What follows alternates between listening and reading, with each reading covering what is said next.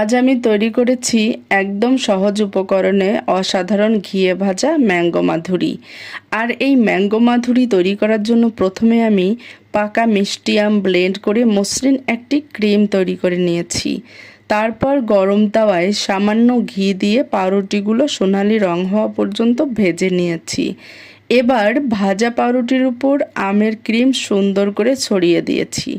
তার উপর আরেকটি পাউরুটি দিয়ে সেট করে নিয়ে তার উপরে খুব সুন্দর করে কনডেন্স মিল্ক দিয়েছি, যাতে প্রতিটি স্তরে যোগ হয় বাড়তি মিষ্টতা আর দারুণ ক্রিমি স্বাদ। এবার চিনি ছিটিয়ে দিয়ে তার উপর আবার আমের ক্রিম দিয়েছি।